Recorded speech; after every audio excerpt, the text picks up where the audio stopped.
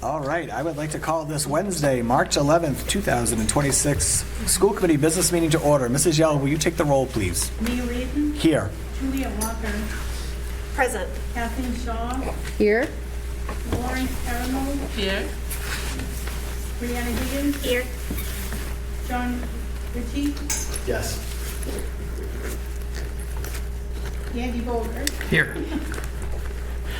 All right, can we rise for the Pledge of Allegiance, please? I think the flag is out in the hall there. Okay, so. I pledge allegiance to the flag of the United States of America and to the republic for which it stands, one nation, under God, indivisible, with liberty and justice for all. That's it. I'd like to turn the meeting over to Vice Chair Walker. All right, thank you, Mayor. So our first item is public comment. We have a couple people signed in for public comment, and then if there's anyone participating from Zoom who would like to do a public comment, if you could raise your virtual hand and I'll get to you. First person is Kate Suchecki. If you could just come up to the podium with the microphone. Or if you want to come up together, even You can better. come up together. Yeah. Because we're both going to speak, and I think for one person it's longer than 2 minutes. So Yeah, that's fine. Yeah, so just state your name and your address, and you can start whichever one you want to go first.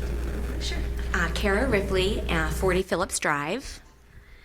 So I'll do like half. Okay, so good evening and thank you for the opportunity to speak. I understand that school choice can provide opportunities for families, but it also raises important financial and planning concerns for districts.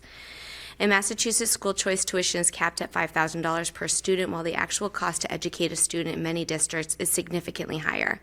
That gap is often covered by local taxpayers. In addition, once a district accepts a school choice student, that student has the right to remain through graduation. This creates long-term enrollment commitments, even if space or budget tightens in future years. School committees across Massachusetts often cite capacity concerns when deciding whether to open school choice seats. Adding students can cause classrooms to fill faster than expected, reduce flexibility if residents' enrollment grows, and make it difficult to adjust staffing levels in the future. Other important consideration is special education services. While the state allows additional tuition for special education students, those increments do not fully cover the true cost of services. Districts may need specialized staffing, additional support services, and in some cases, out-of-district placement, all of which can significantly exceed the tuition received. It's also important to consider students whose needs may not be identified when they enroll. When students enter a new district, evaluations may reveal previously unidentified learning needs. This can increase caseloads for special education staff and place additional demands on already tight evaluation schedules, which can ultimately impact services for all students. Behavioral needs are another important factor. We know that some current school choice students have behavioral needs that require additional staff support in order to maintain a safe and productive learning environment. These supports, such as behavior specialists, paraprofessionals, and additional intervention staff, require funding and resources that may not be fully covered by school choice tuition. Additionally, the school choice program does not allow for an application or screening process. Districts accept students without full knowledge or previous academic or behavioral concerns that may have existed in prior school settings. This means schools may need to respond quickly with additional staffing and supports once a student enrolls. When significant behavior arises, it can impact the learning environment for all students and require additional resources to ensure classrooms remain productive and supported. Another issue that often arises is student athletics, particularly at the high school level. When students choose into a district specifically for athletic opportunities, it can create additional pressure on team sizes, playing time, and access to programs for resident students.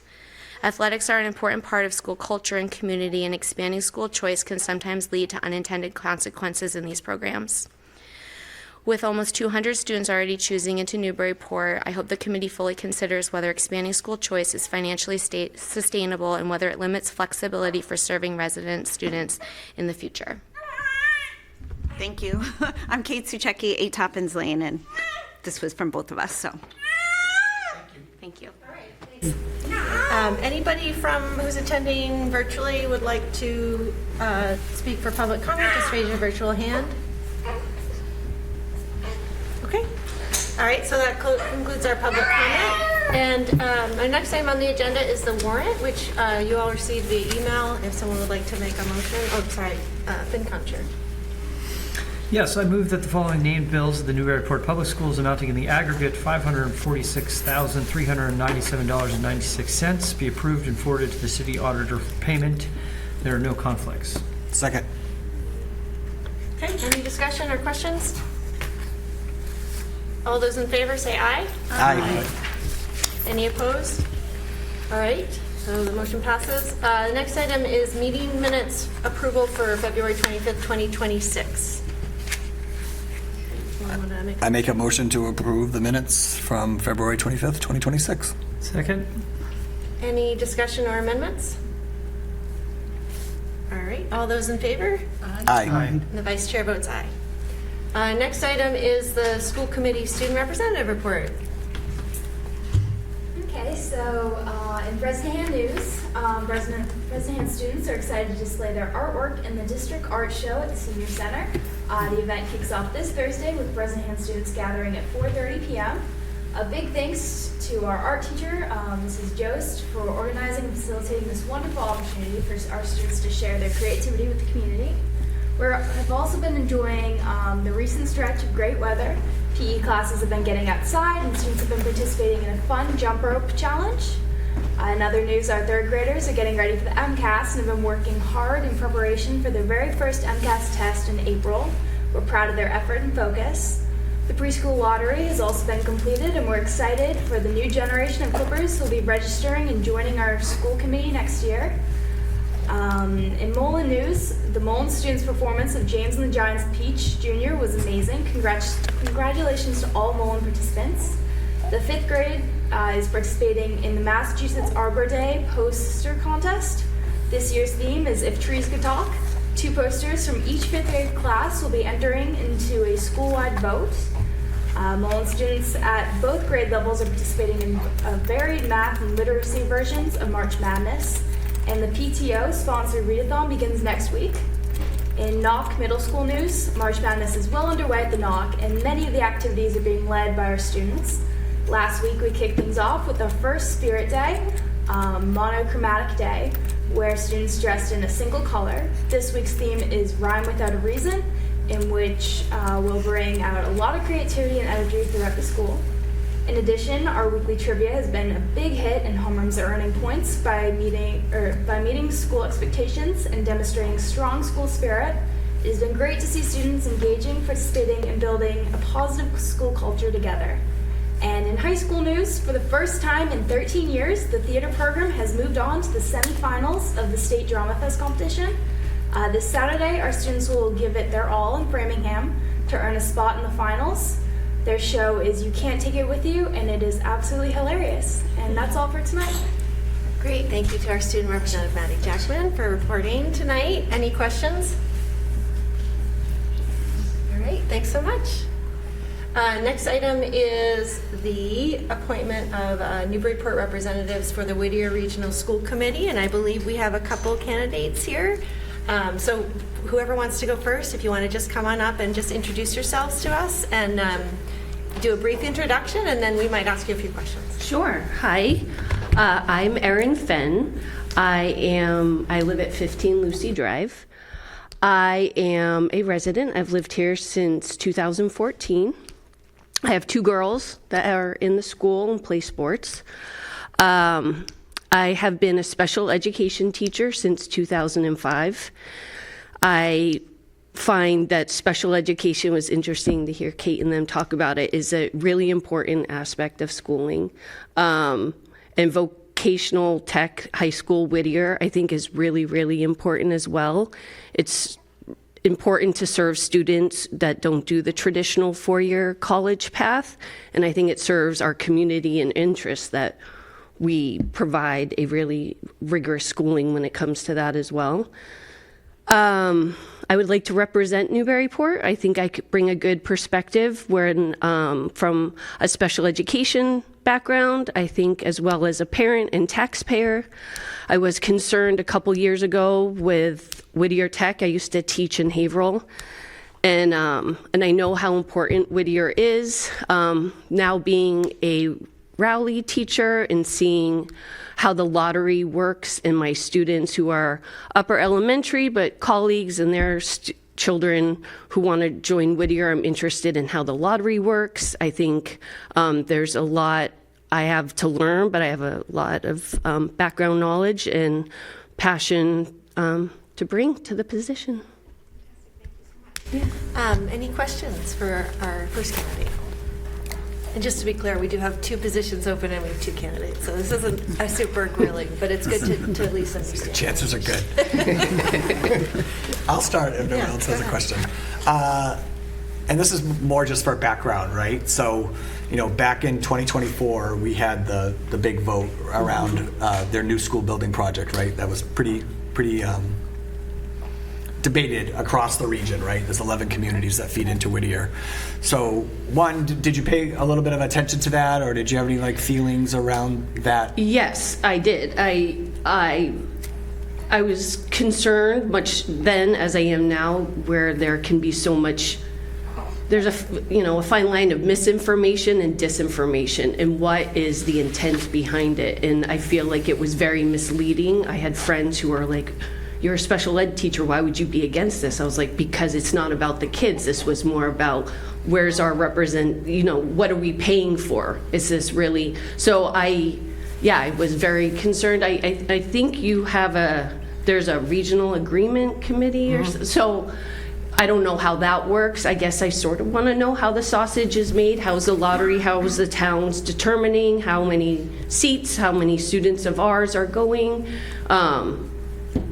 So I definitely, it was interesting driving by when we voted, and who was out there holding signs was construction workers, and it wasn't, the student's voice wasn't in there.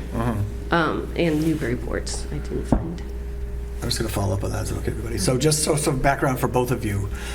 So right now there's a process going on, and it's actually a really good time, I think, to get on the committee because there is a lot going on. The state just came out with the new lottery system. So for Newburyport, we're slotted at 7 spots per year, right, for the foreseeable future. So we'll never have more than 28 kids, at least in the next couple of years, that will attend Whittier. And they're all still, this is the first year of that new lottery system, so they're all still trying to get, wrap their heads around that. We did see a pretty significant uptick of kids applying to Whittier this year. I think we had 22 kids, 8th graders who applied to Whittier this year, and then, like I said, we got the 7 slots for kids to go. So after the vote, we're in there's 2 things going on right now, and the Whittier School Committee is involved in both of them. So one is the RAC, it's the Regional Agreement Amendment Committee, and I'm the member of that, and that's all 11 communities are involved in that. We have a representative and alternate. The alternate for Newburyport is Ward 1 Councilor Sharif Zeed. And that process is dealing just with the regional agreement, right? Whittier was formed with these 11 communities. It was back in 1967.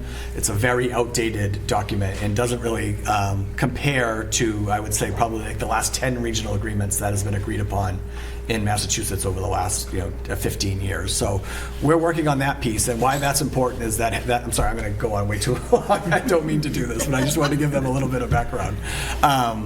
That needs to be straightened out first before this other option, which is there's a building committee, right? So there's the regional agreement committee and then there's a building committee. There's representatives of the Whittier School Committee on both of those. And the school building committee is anytime you go through a building process, you have to form a school building committee. And again, it's representatives. There's representatives from all 11 communities.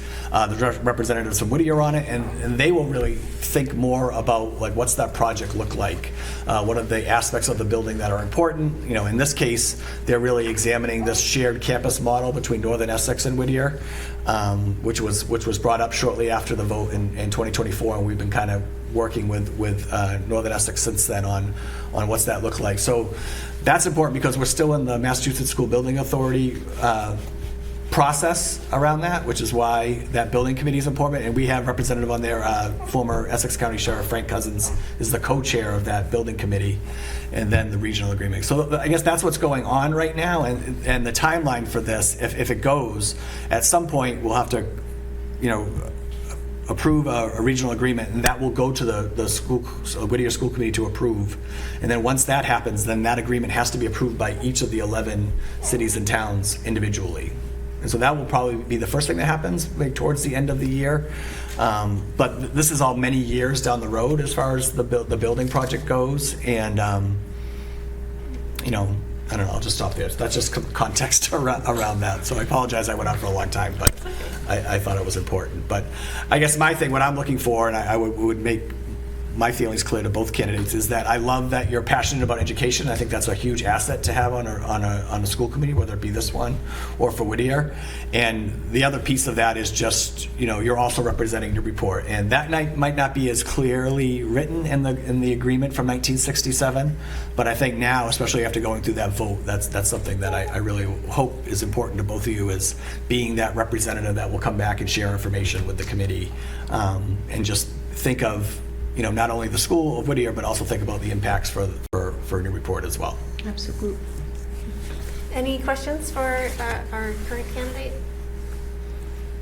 All right, thank you. Thanks. Go ahead. Thank you. And our next candidate, yeah. I did not have that I would be talking more on my bingo card tonight. That's okay. No, it's good. Great. I don't know, can everyone hear me? I'm short, so. Yeah. All right, cool.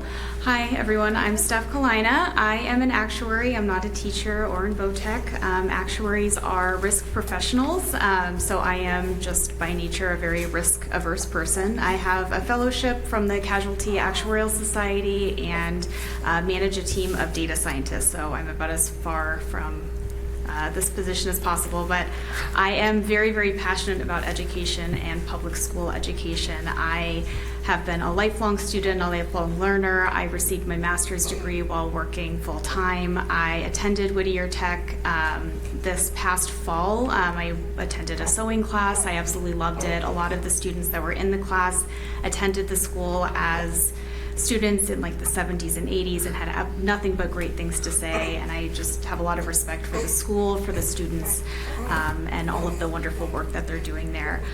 I have lived in Newburyport since 2019. I'm originally from Arizona. I moved to Massachusetts 20 years ago, which is pretty scary to think about.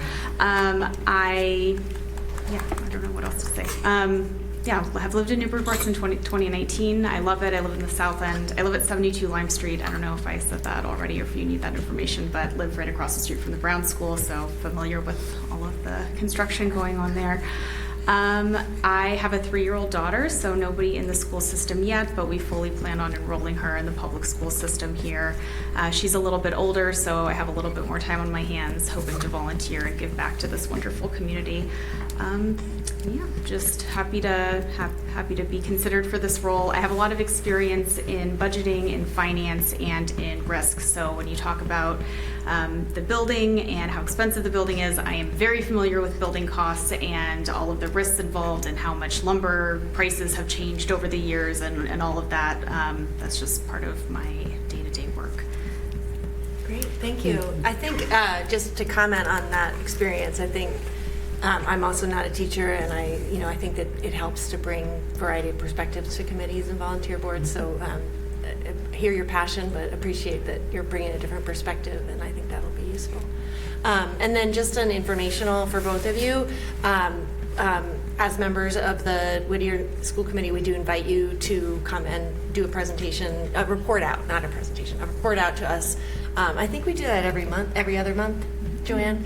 Yeah, and that started after the Whittier vote, because we just felt like the community didn't have an opportunity to hear from our Whittier reps.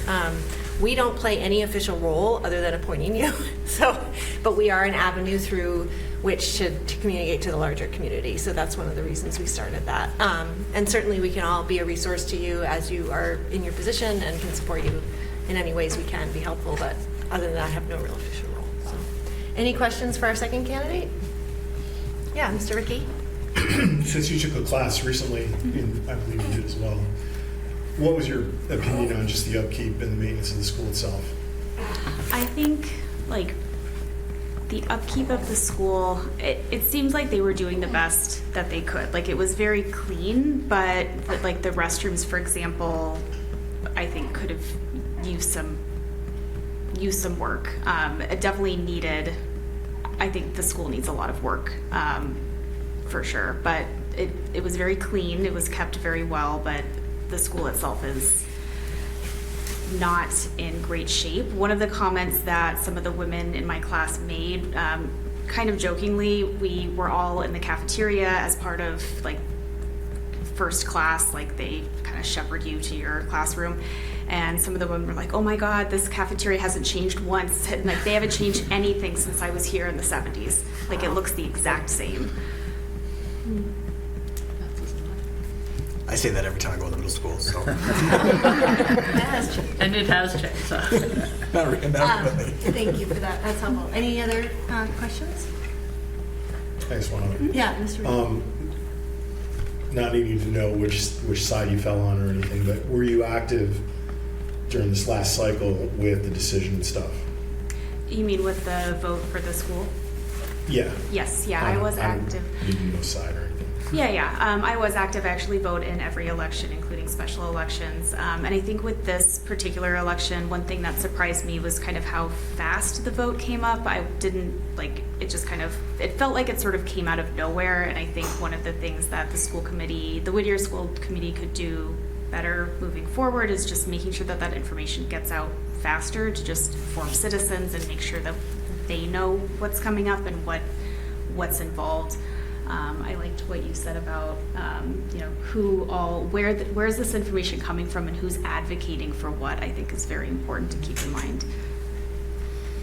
Great, thanks. Any other questions? Yeah, Mr. Boger? You anticipated my question, so thank you. I would encourage you both, if in fact you get involved, which it sounds like you'd be exquisitely well positioned to do, and it would be greatly appreciated. The communication piece and staying connected to the community, and then, all those constituencies, meaning the people at Whittier we need to know about, and the people here in the town need to know about them, and vice versa. And the mayor and others have sort of grand schemes for the future, and the better we can communicate those to the community, even though it's going to be gradual, and you'll do a lot of work behind the scenes that is sort of unseen, to say the least, until a $300 million project appears. Thank you for being here, though, both of you. Any other questions? All right, so you can have a seat if you'd like. Thank you. I think we can go ahead and proceed with a vote. We had a third candidate who presented to us earlier in the year and has withdrawn. So we have two candidates for two positions. And we appreciate you guys stepping forward.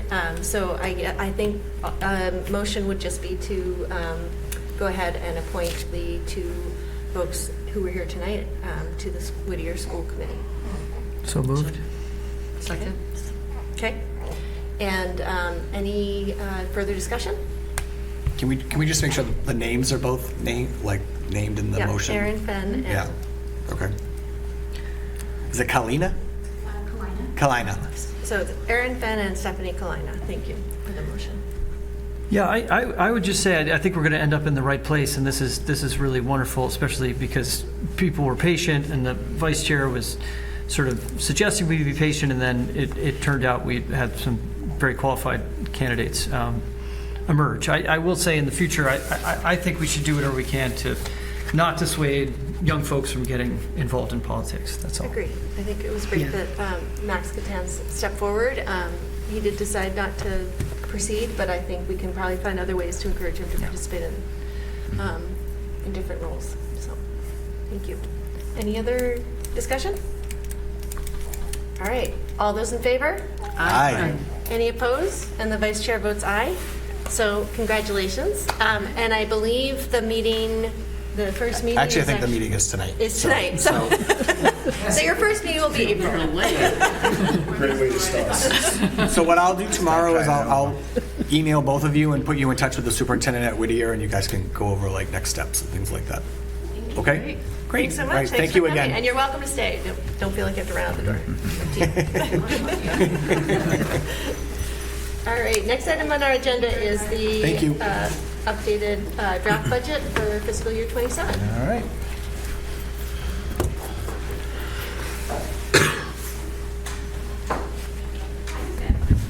Let me just get this.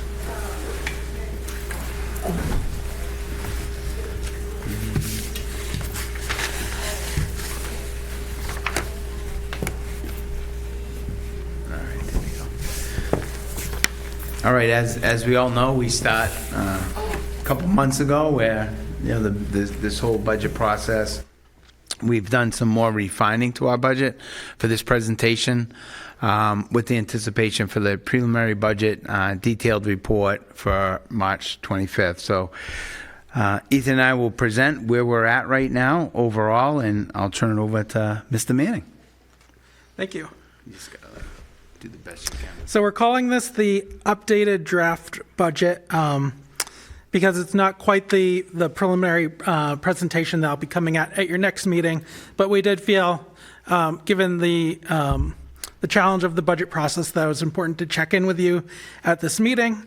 So the current budget is a $47.8 million budget, which is a $3.2 million or 7.3% increase. It would require a city appropriation of $41.5 million, which is a $2 million increase or approximately 5.2%. From the initial level service budget that we had presented in February, it's come down by $1.1 million when looking at the city appropriation. And then, of course, the next step will be coming back with the preliminary budget on March 25th. So here's the breakdown of the different funding sources. I talked about the city appropriation, circuit breaker, where we've adjusted our estimate to $2.85 million, which we feel is a conservative estimate. I don't think we'd be comfortable really going any higher than that. School choice has gone up to $1.75 million, and of course, we take in around $1 million to $1.2 million in school choice. So, of course, it is drawing on some fund balance as a one-time use to help balance this year's budget. So you get to the bottom line of $47.8 million or 7.3% increase. Ethan, can I just pause you? Sure. So the school choice, I like that we just reinforce that this is an existing fund that we already have money in the balance for. So we're proposing to take this money out of that existing balance and hopefully replenish it if we decide to move forward with school choice. But at this point, we're pulling from existing funds that are available in the school choice budget. That's correct. Okay. Yep. So in terms of the progress we've made in adjusting the budget, I won't go through the left-hand column because we've already gone over that. Those were the adjustments that were made in what we call the adjusted baseline budget, which brought down the city appropriation by $590,661. Since then, we've really taken an even harder look going through the budget, looking at staffing reallocations and attrition, which is mainly someone retiring and being replaced at a lower step in grade. That has saved approximately $118,000. Enrollment-driven staffing adjustment, $115,000. Kind of looking at our enrollment grades K through 12 to see where a teacher could be shifted. Additional one line item refinements, $8,940. The circuit breaker estimate, we adjusted by $150,000, and then the one-time use of the school choice fund balance using an additional $400,000. All of that nets out to a decrease in the city appropriation of $491,798. And just kind of an update on where we've come and kind of where we're going. Of course, we started out with the level service, came back with the adjusted baseline. So today we're here with the updated draft budget. At your next meeting, we'll be coming back with the recommended preliminary budget based on your input. And then the following meeting, of course, will be the official proposed budget document in the public hearing, followed by adoption, which would be at your April 29th meeting. So I thought that this graph was kind of, helpful to explain how you get to the 7.9% increase that we started with, and now the 5.2% increase in the city appropriation. So these are kind of how you add up to the $3.12 million increase that was our level service budget. So of course you had your personnel increase, which was about $638,000. You added in non-personnel increases of $153,000, really inflationary pressures. But then of course you see the $2.3 million being added for mainly out-of-district placements for students that are requiring those. For FY27, we're projecting 34 out-of-district placements, of which 7 would be in residential programs, and the average cost for one of those is approximately $390,000. So from the level service, we've worked to bring it down as much as we could without making any reductions that would impact the learning environment for students. So the February 5th reductions brought that down by 1.5%. The reductions for this version brought it down another 1.2 million. So that's all that brings you to the current draft of the budget, which would require a 5.2% increase, just over $2 million from FY26. And just for historical reference, this is the city appropriation trend over the past 15 years. We've shown this chart in the past, really just to give you the historical context of how it does vary from year to year. And of course, last year, with the health insurance renewal where it was, the school district was able to get down to a 2.8% increase, but you can kind of just see the historical trend there.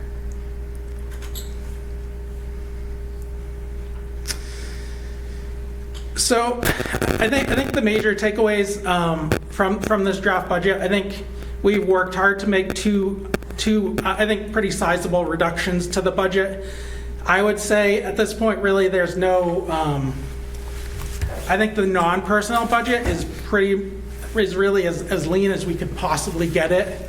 I think staffing, we've kind of brought that into I think what we feel is a manageable level. I think as we look forward,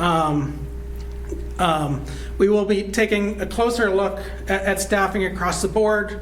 We're meeting with the special education team tomorrow to go through not only the out-of-district placements, but also their staffing across the district to see if there's any opportunities there. And really, I think it's just hard with the tuition for the out-of-district placements this year to get the budget down much lower. But we are working closely with the leadership team to be prepared if we need to make further adjustments. Did you have anything to add, Superintendent? Yeah, I think so. For our next, typically what we'll do next is, number one, we're going to have a kind of budget summit with special education, really look at all of the costs, contract services. That will be tomorrow for that budget deliberation. And then on Tuesday is where we bring the whole team together, all of the budget holders, and just really work together as a team to see further reductions. And this is where we start looking at programs, efficiency, can we reallocate, can we converge different programs we have throughout. So we do anticipate further reductions, but as Ethan said, the last month or so, the last couple of proposals, all of your non-personnel costs, we've actually, I think, exhausted that to get us down to the 5.2, plus adding some of those revolving accounts, adding the circuit breaker, adding an additional school choice. So now it's just really looking at staffing programs and patterns, and then also looking at some retirements throughout the district, and do we need to replace those positions. So that will be a harder look with our leadership team. So coming into the preliminary budget, our goal would be to have, I think, a couple options, and then the lower we get, the really articulate what that would look like across the district. So that's where we're at right now. Questions for the Superintendent or Mr. Manning? Yeah. A couple of things. The adult education one is just for my own curiosity. If it's not out of the operating budget, who pays for that staff? So adult education has its own revolving fund. It's a self-supporting revolving fund that their staff and their providers, their contractors get paid out of. Okay. So that would not typically flow through the regular school budget. And second one, is the drop in preschool tuition just simply numbers in our town? Why did that number go up? That's based on what we're taking in each year. I think in last year's budget, they were using a bit of a prior year fund balance, which is really just a one-time infusion of money. So now we're bringing it back to what we expect to collect in 1 year. So it's not so much the numbers, it's just what we had? Correct. The numbers are pretty much Okay. status quo. Yeah, Mr. Ricky? How much is in the school choice revolving account that we're drawing down from? Yeah, so the balance at the start of the year was 1.2 million, of which 971,000 was earmarked for the budget year that we're in. So we are tracking it very closely. We've had to use some of it to fund our out-of-district placements this year due to the move-ins. So really that's depleted it down to maybe closer to like 300,000. So then next year we'll take in revenue throughout the year, which I think the estimate based on current figures is around $1.5 million. So really that'll allow us to fund the 1.75. But yeah, the point is there won't be much left over to use. Yeah, Member Boger? Yeah, so on that, thank you. That's very helpful. The corollary question would be, so what is the assumption in terms of number? Because is that number changed, the FY27 budget number, 1.75? Is that higher than the last? Yes, it increased by 400,000. I thought so. Yep. Okay, so where's that coming from? So it's really using the existing fund balance that's carried over from previous years. So that number, the projected number, or the assumed number of placements next year, spots, I should say, is steady.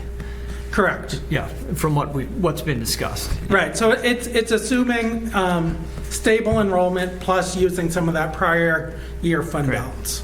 No, thank you for that clarification. I know that'll come up in a future meeting when we talk about the actual numbers for school choice and what you're projecting. I was just... Yeah, actually in the next agenda item, we're going to talk about school choice too. Great. Yeah.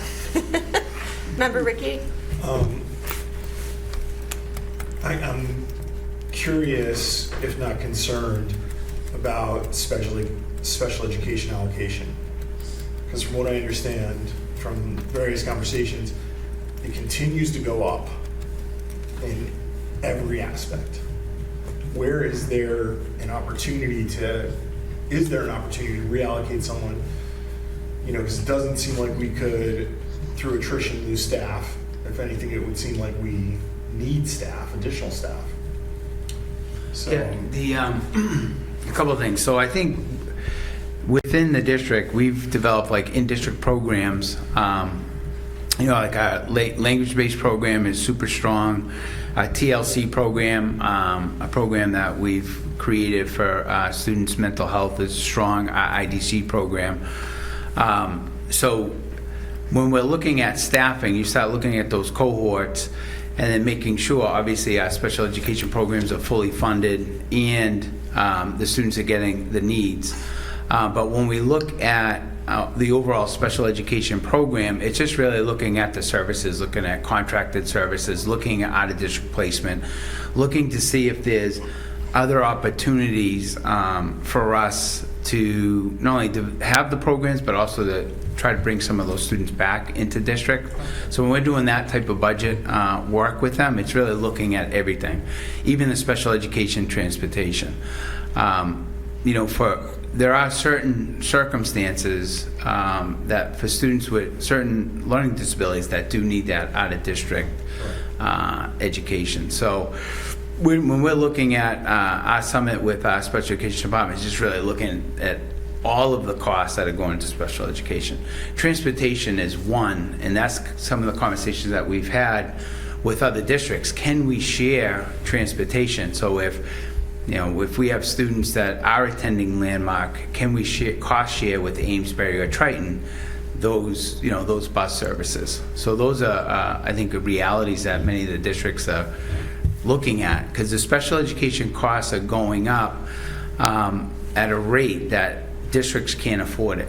Every year, OSD sets those rates out of district tuition. They set the rates for transportation, and that's one thing that as districts and superintendents, we're trying to bring those costs back and explain to the state that if we continue down this path, it's going to, right now it's already stretching many districts, but it's going to end up breaking the bank for public schools. So some type of relief. Can I needs just to ask you to happen. clarify so that Sure. people don't know the abbreviations? OSD stands for?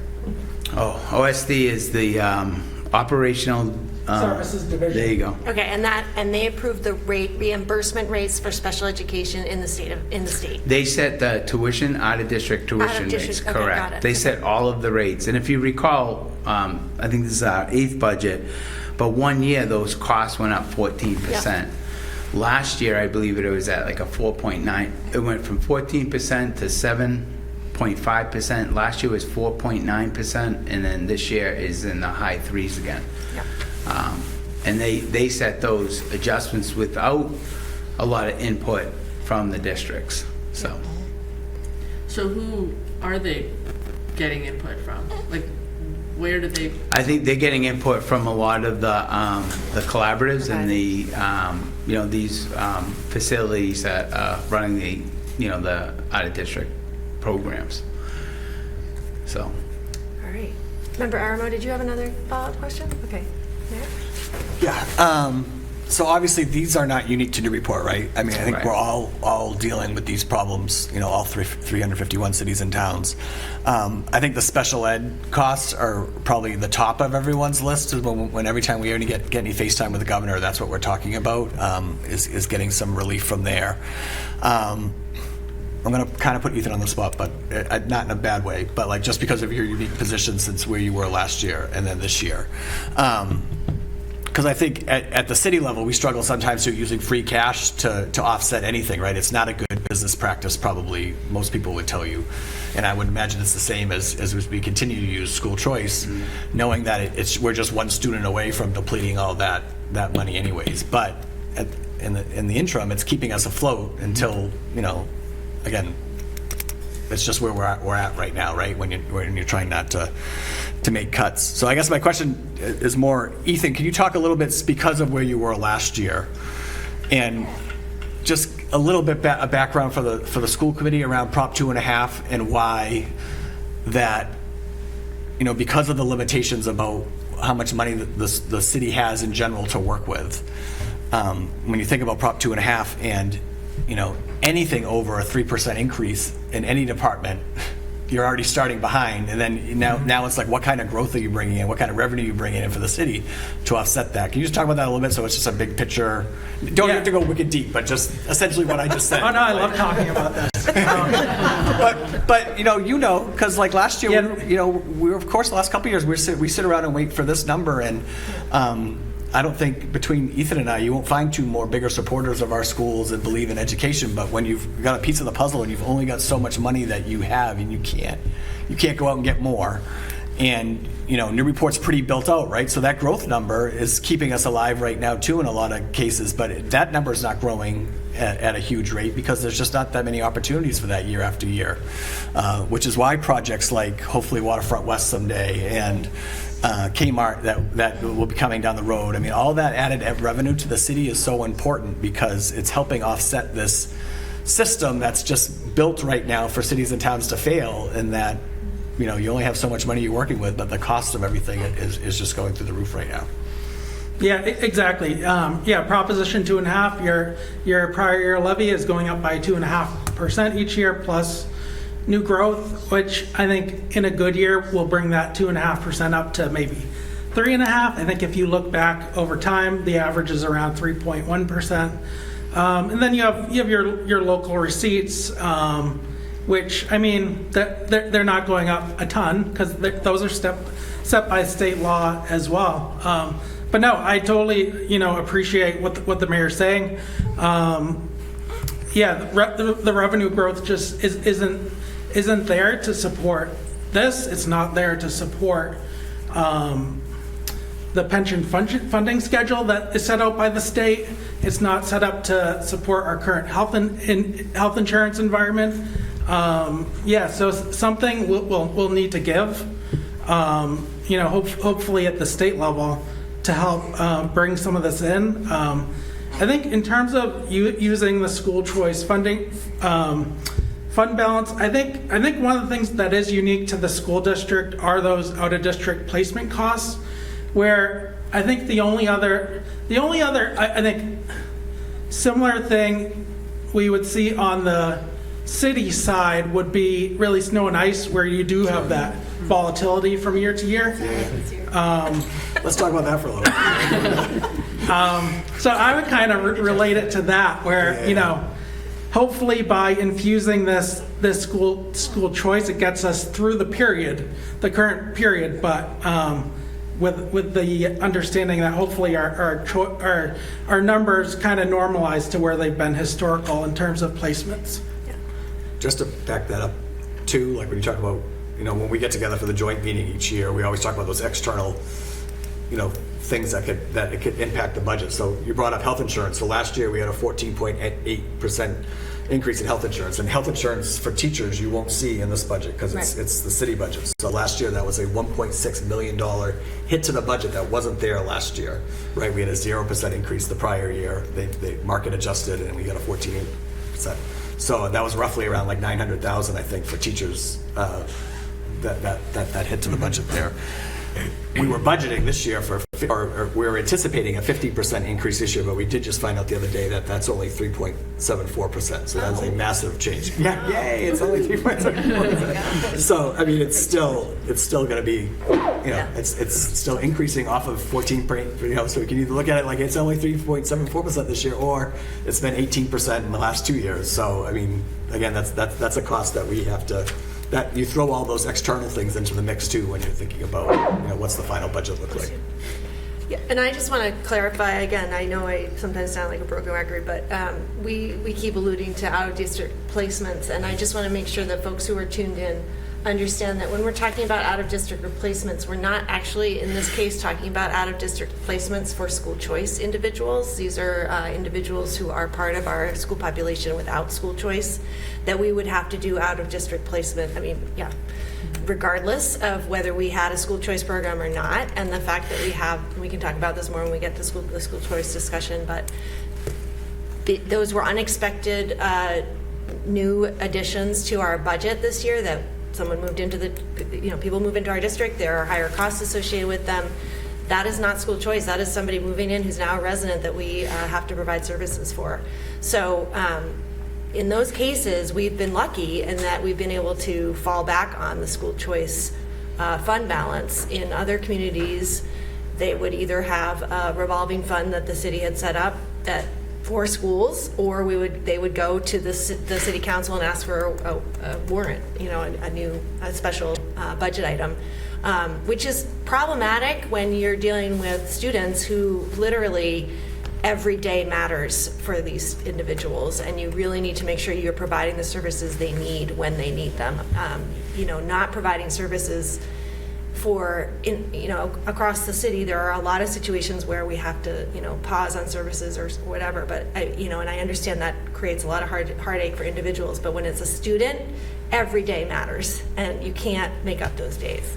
So that's the way I think about this often is, budget is, it's a tough decision. We all have to, think about pros and cons, but having some fallback for these unexpected expenses is something that I think is really important for us to sustain our schools. So Any other questions for the superintendent or Mr. Manning? Yeah, Mr. Ricky? Not that I expect a crystal ball, but how have the North Shore superintendent meetings been going? Do you see that you're able to build consensus, that it's somewhat moving in the state? Is there anything we can do or the community out there can do to help this?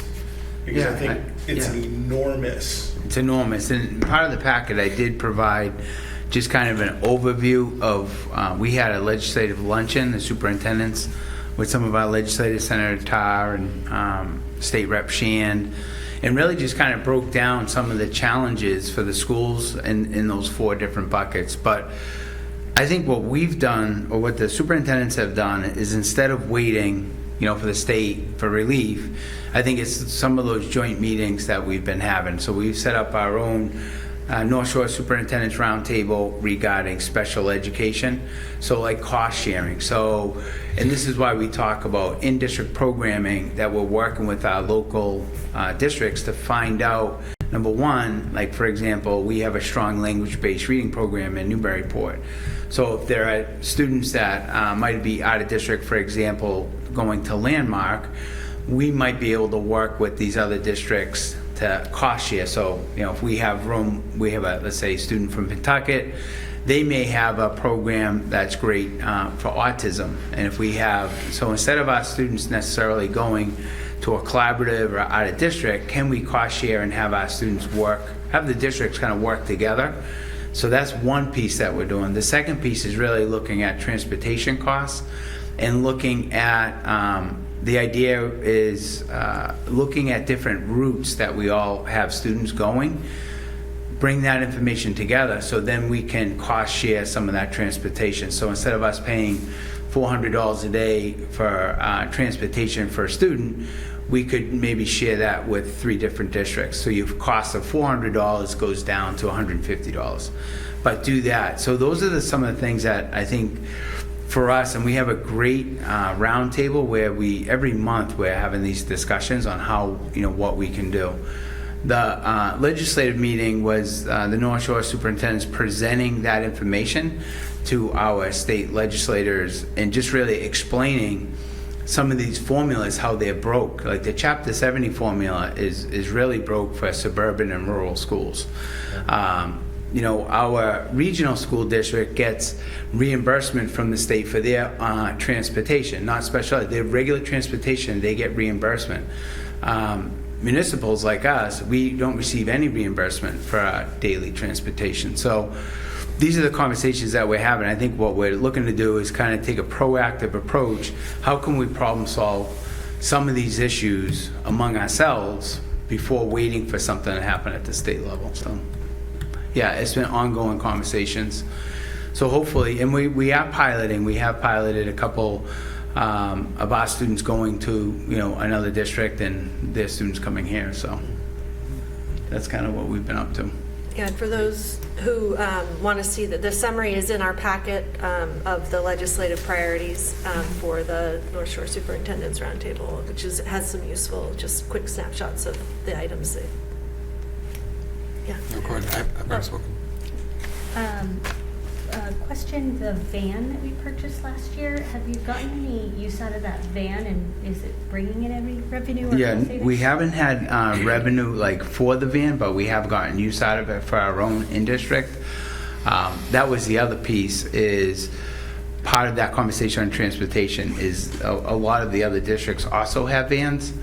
And there's been some great ideas around that, offering like employee or paraprofessional to for extra drive, they come to school anyways, could they be a driver picking up, and just focus on the in-district students that need the transportation for special education. So some of those type of conversations. And then we're also sharing how many vans does Newburyport have, how many vans these other districts have, and can we kind of do something with that. So Is that saving any transportation costs through coach or anything else by using the van instead? Well, the van we purchased, no. So we end up.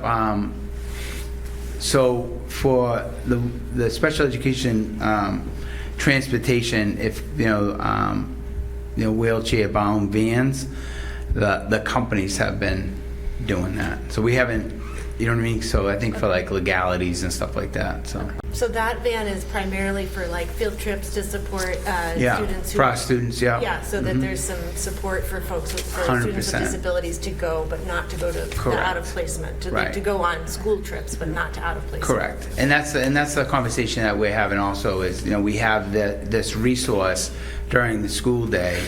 How can we better utilize it? Okay. Got it. And then just one other, I know I think that you were looking for some feedback just to try to finalize the budget a little bit. I think my feedback is not super helpful for you because it's like, yes, it's not cutting money. But just wanted to provide out loud to prioritize the curriculum needs. I know that there's certain grade bands that really need to purchase new curriculum, and so making sure, and that's a very hefty purchase, and I understand that, but I think it's really a big priority. I would prioritize our coaches. I think you've really built up the instructional coaches, and they're extremely important. And I would prioritize the coaches but even if you had to increase class sizes by getting rid of one section, I think having the coach is more important than lowered class sizes by, for students or, whatever that might look like. And then just thinking about our fees. So I know that this committee has really wanted to provide equity for the community and lower costs on families and parents. And I certainly sympathize with that. I absolutely agree. And when we have to look at the budget as a whole, where can we potentially increase fees at this for transportation, for athletics, for things like that, arts, whatever those programs are, and then still have, can we have a pretty hefty scholarship line item budget for families that need it? Those fees can be covered or reduced through scholarships, but hopefully we're offsetting with families that can afford to pay a little bit more in fees. Yeah, no, I think all of those points you made is exactly what we're thinking. We've made so many gains, I think, especially with academics, curriculum instruction, and the coaches have been a vital aspect of that. So those are the things that obviously as we continue through this budget that we really want to maintain high academic standards that we've established and continue that great work that's moving forward. So I think as we continue this process, you'll see that's still going to obviously be a big priority for us. And I think it's amazing that you asked that question while your baby's sound asleep right now. So good job. Superintendent, did you want to talk a little, and Mr. Manning, did you want to talk a little bit about the fee ideas that we talked about at our finance subcommittee? Can I ask a question before we get to that? Just because it's back to what you were talking about before. Well, I will say, if you haven't looked at that graphic that the North Shore superintendents put together for that meeting, so I went to the luncheon with Ethan and the superintendent, and it was great. I wish there was more state representatives and senators there. I was happy to see Bruce Tarr there, though. And again, these are the same things we've been talking about every year, but I think as many times as possible, if that keeps getting hammered home. So if you want to reach out to them, I would certainly reach out to them and say, each year, the governor comes out with her budget, and then the House comes up with their version, and the Senate comes up with their version, and they get in a room somewhere, and 4 people decide who's going to get what, and then it all gets worked out. I think the big things that that graphic will show you is one, the Chapter 70 that the superintendent already touched on. Even when they did that, it was the Student Opportunities Act. They tried to do some reforms a couple years ago. Didn't affect places like Newburyport or Amesbury at all, right? So again, it was a good try, but it didn't really help the places that are really stuck. They're not like a gateway city, but they're also not getting aid from the state. The sped costs are the biggest thing, and there's a lot of different areas, whether it be transportation or residential. The fact that a child can be in a residential setting, and let's say those parents live in New York. If those parents decide to move to Newburyport and that child is still in that residential setting now, Newburyport has to assume those costs, right? So things like that. And then that third thing that we didn't talk about was UGA, which is, unrestricted general government aid. If you haven't read the report that MMA came out with earlier this year, they came out with 2 different reports, but it focuses around that.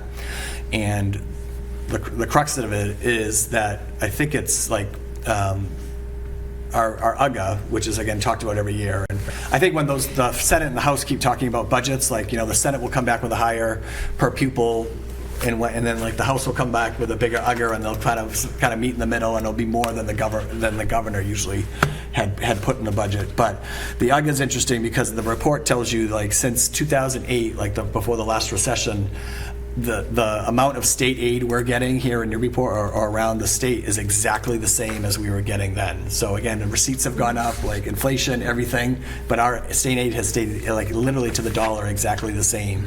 So again, that report is basically a big plea that there's got to be some self-correction here and give cities and towns a chance. You're probably still going to use the same formula that probably isn't going to be great for Newburyport, but at least it'd be a start in kind of righting the ship as far as aid from the state for that. So I don't know, if you haven't checked out any of those things, those are really interesting. But it's a huge push by the Massachusetts Municipal Association, and I know we had mass soups at the superintendent's too, Mary Burke. So it's getting pushed from a lot of different places. There's a lot of advocacy going on right now. So I think I'd like to, if you want to make a statement, but I think I'd also like to move on to the fee discussion. Is it something else you want to say? The mayor basically answered my question, the fact that there were representatives from the state that weren't there. Yeah, it doesn't mean they aren't participating. No, I think a lot of them sent their reps. Actually, most of them had a representative there, but it wasn't them there. I mean, it was a small audience as far as actual, elected officials. Yeah. All right. So, do you guys want to just talk a little bit about the fee discussion, then maybe the FinCom members and subcommittee members can chime in? So we had a great FinCom meeting, and we've been talking about the athletic fees, and from the athletic director with a proposal through different conversations that we've had with FinCom. We really have 3 kind of proposals that we're looking at for potential fee increases. Which was not included in the packet, but was at the FinCom meeting. I provided just kind of context of other KPN League schools and kind of their fee structure, and then also on the backside of recreation and AU programs and costs like that, just to give you kind of a context of athletics and kind of what the area schools are charging and kind of where we fall. So. And then the packet does have the fees proposals. Right. Yeah, so folks want to refer to the different ideas, which we're not going to decide on tonight because we're still waiting for some more information on the actual costs of the programs. But I think it's worth just introducing this tonight and having some preliminary conversation. Do you guys have that? Do you want to pull it up on the screen or?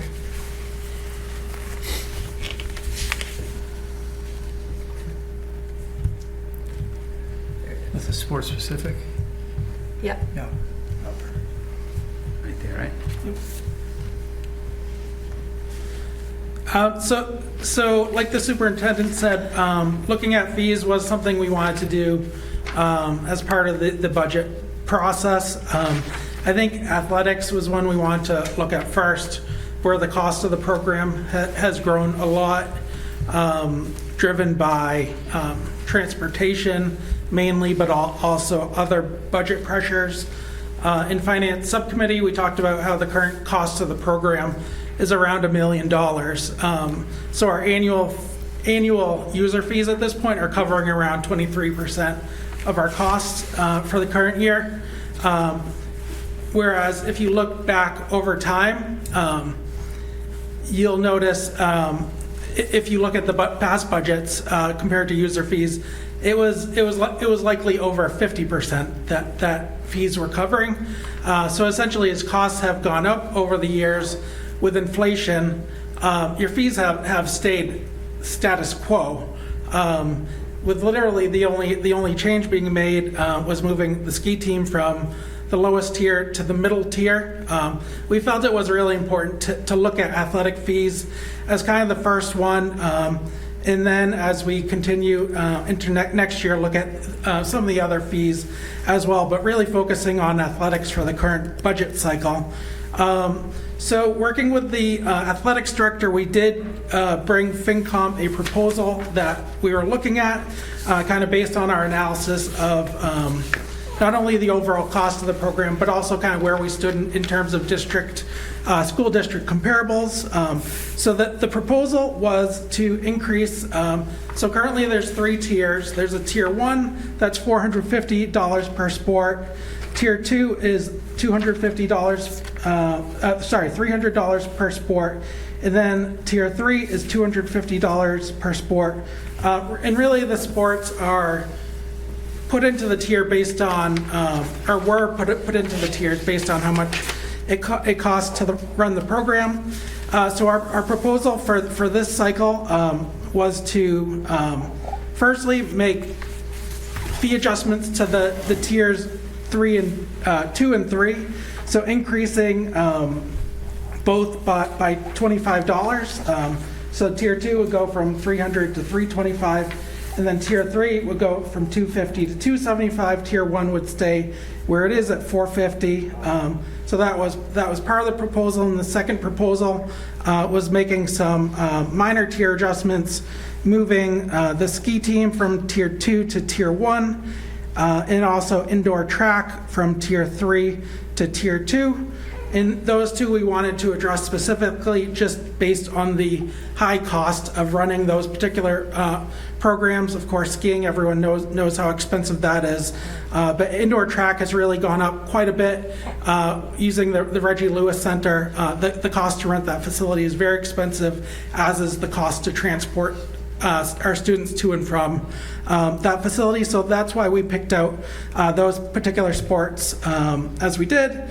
So kind of based on our current participation levels, which you can see in the 4th column, in terms of annual revenue, by doing the re-tiering, I called it, and the fee increase, I anticipate that would generate around $26,000 after you take into account waivers and family caps. In Finance Subcommittee, we did discuss other options too, such as only doing the re-tiering or possibly looking at reintroducing a middle school fee, which has been no charge to families for the past 3 years. So if the school committee were to look at only doing the re-tiering those sports, that generates around $9,000. And adding a middle school fee, we talked about $50. Just conceptually, that would generate around $9,000, a little over $9,000 as well. Great, thank you. So I don't know if we were going to plan on talking this under our finance subcommittee report, but it might be worth just having this conversation now, a summary of sort of where we fell as a committee. I don't think we kind of reached unanimity on this. Yeah, no, that was a good description. I had anticipated doing much of that. I think just for layman's simplicity's sake, the blue is what the schools have originally proposed, which is both to re-tier skiing from tier 2 to tier 1 and indoor track from tier 2 to tier 3, and then also add $25 to each and every fee. And that would result in the is that 26? 26, yeah. 26 and change that Ethan was just speaking to. We had 2 meetings and discussed this thoroughly. This has come up several times over the last several years, meaning the concept of discussing it has come up. It hasn't gotten a lot of traction, but it is a robust discussion sort of across the educational ecosystem, in the sense that many urban districts don't have fees. Most all suburban districts, particularly in Massachusetts, do have fees. So there's sort of the absolute and the relative. And we did spend some time talking about sort of barriers to entry. We do have an excellent participation rate in Newburyport in athletics at the high school level. It's 75, maybe even 76% if you include all levels.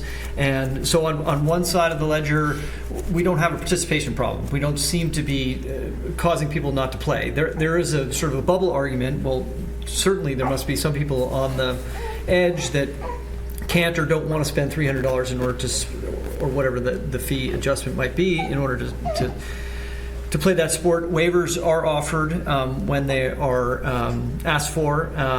That was one discussion. Can we advertise that a little bit better? But that's sort of the absolute sense. Is $300 a lot? It certainly is. That's a burden. Ms. Higgins was talking about that earlier. But from a relative standpoint, and that's what this packet here suggests, is that we were looking for, the superintendent, Ethan, did a great job of giving us very good comparables. I had gone and done a bunch of research about Massachusetts in general. It's very hard to find comparables there because not everybody lists with the MIA exactly what they're charging, but they gave us everything that the North Shore, essentially, and in comparison to them, we have very, very reasonable fees. So from a relative standpoint, we're in good stead. It does produce roughly $250,000. Ethan was talking about 23% of the $1 million budget. As he suggested, sports get more and more expensive, and we're taking in the same amount of money. So we did not come to a conclusion, meaning we were hoping to have like a strong recommendation to the committee, but we actually ended up with, we'd like to have you have a chance to look at it and maybe further discussion, maybe some time of reflection, and then come back. So those were the sort of, one would be no increase, I suppose. That's not really suggested on the table of any sort, and then the blue, and then the re-tier only, meaning no fee increase, but just those two sports would produce that amount. And then the middle school situation did come up. That's an interesting one because it's sort of like the schools did such a good job of getting people involved in middle school sports that now we're having the tension of a lot of transportation costs, getting a lot of kids to meets. In the lower left, you can see there's really only 3 sports in the middle school: cross country, field hockey, and outdoor track. As discussed, track can be expensive. Outdoor track's less expensive than indoor track. So that would be one way to create revenue, maybe offset some of those transportation costs. Or is there a point at which participation should be capped, meaning we can offer this sport, we can only offer it for said number of participants, and then after that it's just too expensive to run. So those things did come up as considerations. Usually, this did come out of the research. When a district is looking to reduce fees or increase participation or lower barriers to entry, the first thing they do is, or it's suggested that they do, is remove middle school fees in order to allow a pipeline. We've already done that, so. Yeah, if I could just add to that, I was on the school committee when we eliminated, this isn't that long ago that we eliminated it's like the fees. 3 or 4 years ago. So I'm a little bit, I personally have a hardship about that because we did it so recently and it clearly has, brought some participation numbers and it's beneficial. I can just say that, just to add my 2 cents, that I do have heartburn about fees, and I have heartburn about fees. I've always been that way. I think regardless of what we do, it's still a burden on families, no matter what their economic level is. So I just want to be very, very careful about even a modest increase and what it means, because it can be a very slippery slope if we start going down 25 this year, 25 next year, before we know it, we're into a much higher fee. I think looking at the comparable communities, we're reasonable compared to them, but it's not true of all the sports, and they also have there's some communities that have very different family caps. So I think we just have to be very aware of what we're doing, and not just, and plus we're also talking about less than $30,000 of impact. To me, that's just not a compelling enough case to spend a lot of time on this. So I'd like to hear what other members think, but I'm just stating what my hesitancy has always been about fees, is that I think you start nickel and diming families and we get into some trouble there. But I'm open to suggestions and thoughts. There was no suggestion early on of the middle school. That kind of came up in the course of conversation as sort of an exploratory piece of research. Yeah, remember. Couple things. First, is the main increase in athletic cost transportation? No. It's, well, official costs go up. And we're every also year. paying coaches better now than we used to, right? In Yeah, Newburyport? yeah, with the contract, but really these fees are going more towards the transportation and the officials. Right, these fees are typically not going towards coaches' Correct. salaries. We try to avoid that. We Right. try to cover that within the budget. Okay. Yeah.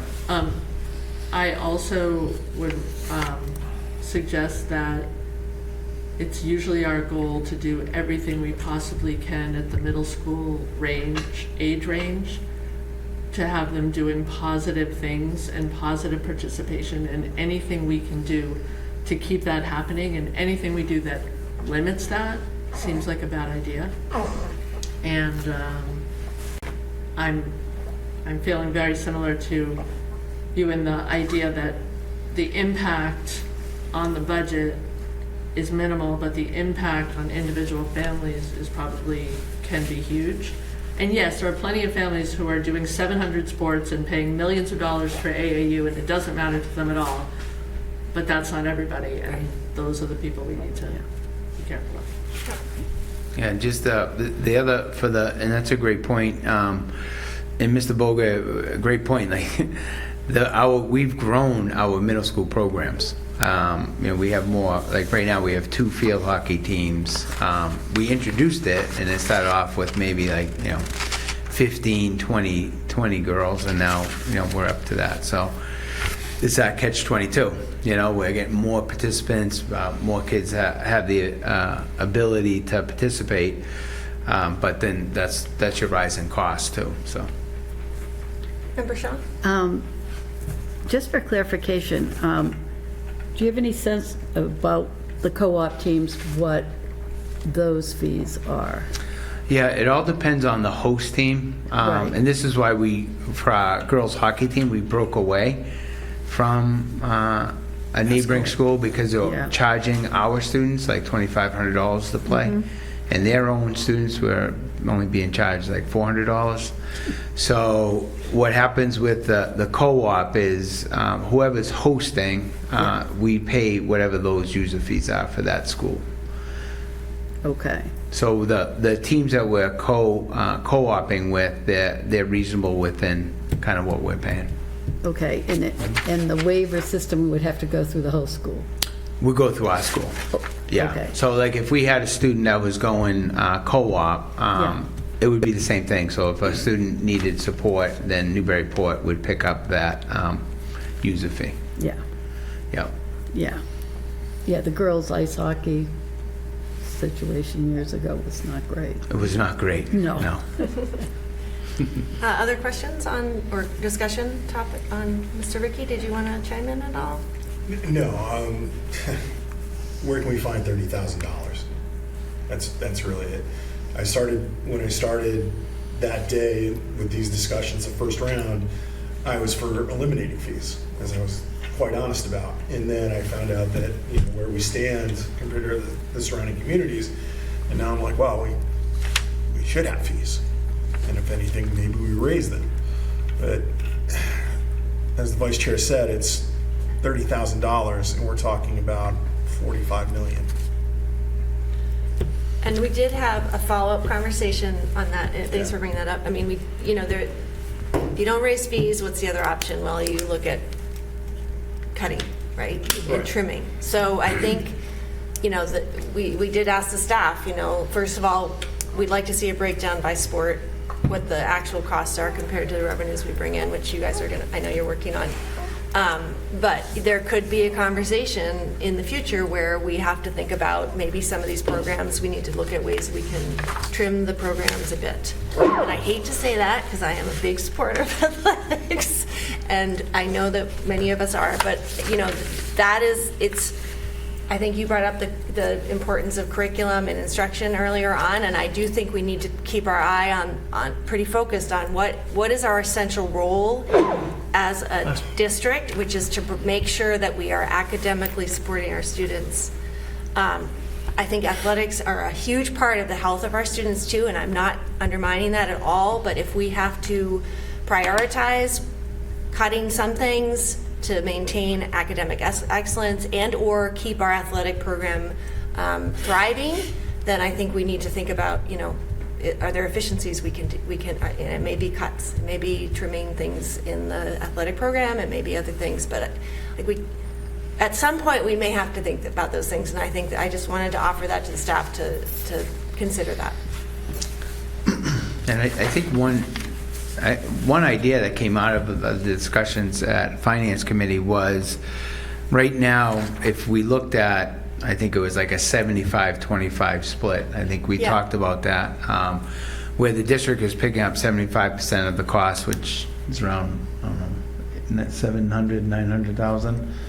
750,000. Yeah, and rough then, numbers. so if you looked at just that idea, if that's like a formula that we're looking at, then, you know, you could start looking at basing fees around that. And so right now we're around 23%, and then with some of these suggestions, you would be at that 20, you know, close to that 25%.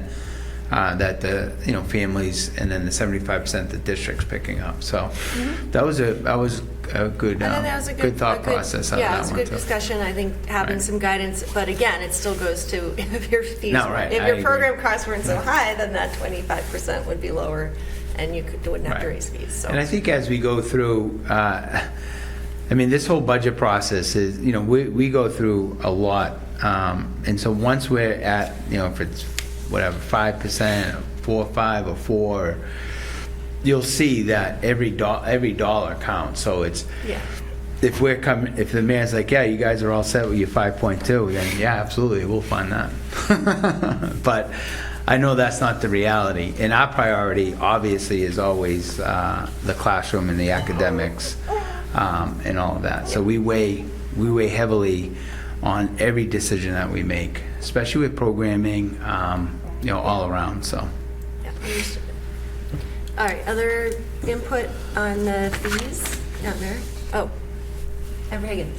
I thank you for the discussion. I think the discussion is really helpful. Funny, because my original comment, I didn't anticipate that this was happening or that I had this in front of me. But I think it was really helpful. I appreciate the comments about the middle school. I think that makes a lot of sense to try to keep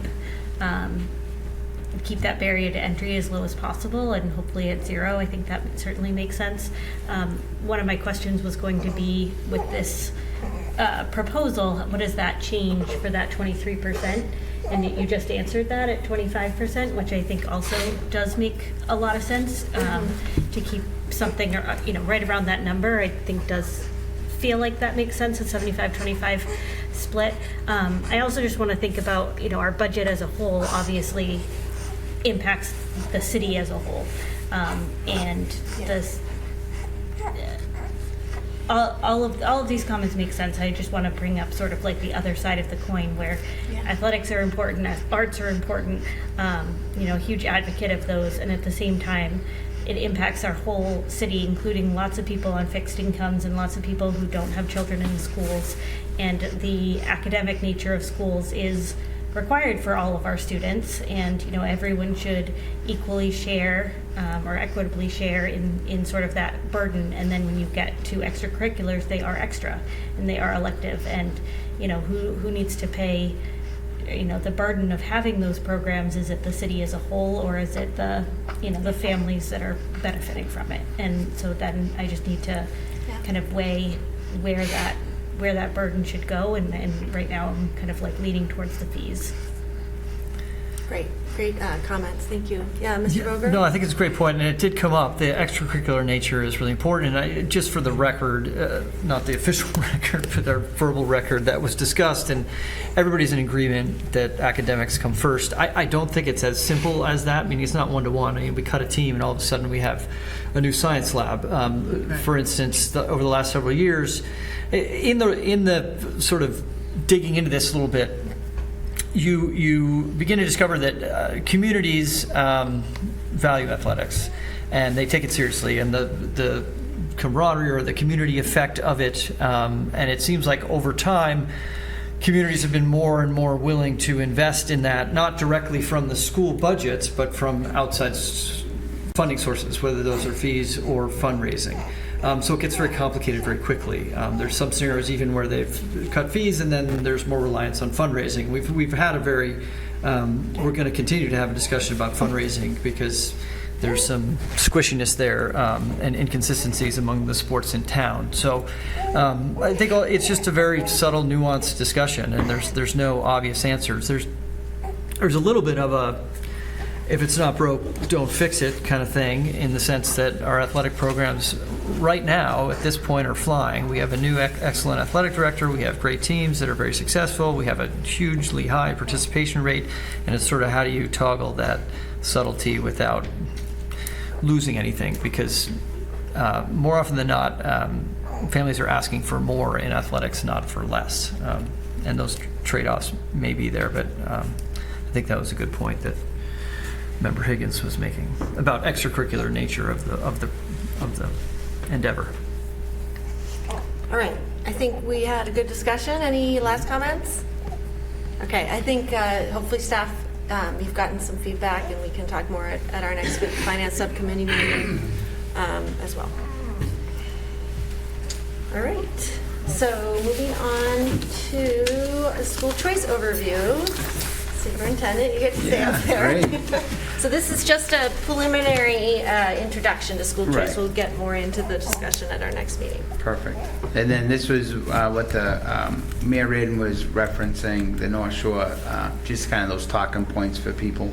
Yep. That's in the packet. And what Ethan and I have done is we've created two really just cheat sheets and just really just have a conversation, a big presentation on how school funding flows in Massachusetts, Chapter 70, and then get into the school choice and really just try to provide accurate information for people, especially our viewing audience, and just to really show how it works. And we'll have more discussion with a detailed report on our school choice at our next meeting, March 25th. So I'll turn this Chapter 70 presentation over to Mr. Manning. Sure, and I'm cognizant of your time, so I won't go through each topic in depth. We could spend a night alone on Chapter 70, so I'll spare you. I think this is just a step in the direction of providing more information to the public in terms of some of these areas that are frankly a little confusing as a regular citizen to understand. And I think talking about school choice specifically, I think we will be working, to provide more information out to the public in various ways to make it digestible, to kind of just generate, better understanding of what it is and how we use it as a tool in Newburyport. So really just, quickly walking through what we put together in this FAQ, addressing some questions that seem to always come up during each year's budget discussion. Chapter 70, of course, we all know that, depending on how you look at it, it helps some districts, it doesn't help other districts as much, kind of just based on how it was set up back in the day. It's really driven a lot by income and property measures that kind of discern this local ability to pay. It's based on your foundation budget, which is your minimum spending target. And then they kind of look at those factors and figure out, what your local contribution should be and what your state contribution should be. So who counts towards Chapter 70? This is a question that comes up often or sometimes. You hear about the minimum per pupil cost that's in Governor Healy's budget at $75 per pupil. Who are those pupils? So Chapter 70 looks at the students that Newburyport is financially responsible for. So it's not necessarily all kids that are coming to Newburyport schools.